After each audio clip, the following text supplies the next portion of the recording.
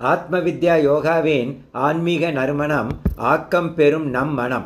கடவுள் மனிதன் கற்பனை செய்து பார்க்க முடியாத அளவிற்கு மகா சக்தி பொருந்தியவர்.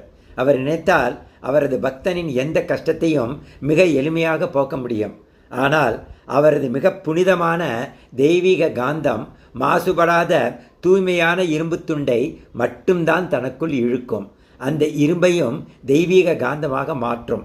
ஆக மனிதனின் அழுக்கு படிந்த மனம் என்ற இரும்பை தெய்வீக காந்தம் இழுக்க முடியாது. பகவானை நமக்கு பிடிக்க வேண்டும், அது முதல் ஸ்டெப். பின் பகவானுக்கு நம்மை பிடிக்க வேண்டும், அது இரண்டாவது ஸ்டெப்பு.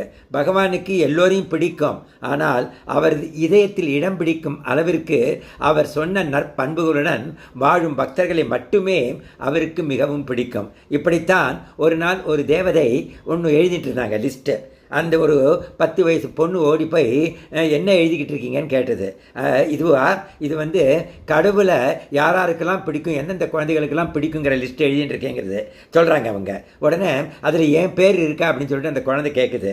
அதுக்கு ஐயோ சாரிம்மா உன் பேர் இது இல்லையேன்னு சொல்கிறாங்க. உடனே அந்த குழந்தை அப்செட் ஆகி அழுதுகிட்டே அப்படி வருது. மறுநாளைக்கு திருப்பி அந்த பக்கம் விளையாட போகும்போது அதே தேவதை இன்னொரு லிஸ்ட்டு எழுதிக்கிட்டு இருக்கு. இந்த குழந்தை அங்கே போய் கேட்குது, இப்போவாது என் பேர் இருக்கா, இது என்ன லிஸ்ட்டு நீங்கள் எழுதுறீங்கன்னு கேட்குது.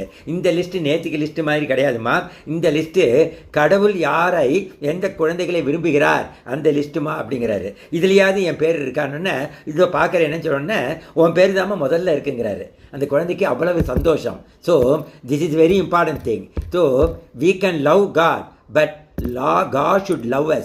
அந்த அளவுக்கு நம்ம மனசில் தூய்மை இருக்கணும்னு சொல்லிட்டு அவங்க சொல்கிறாங்க. ஸோ நம் இதயத்தில் பகவானை வைத்திருப்பது என்பது வேறு, பகவான் இதயத்தில் நாம் இருப்பது என்பது உயர்ந்த நிலை.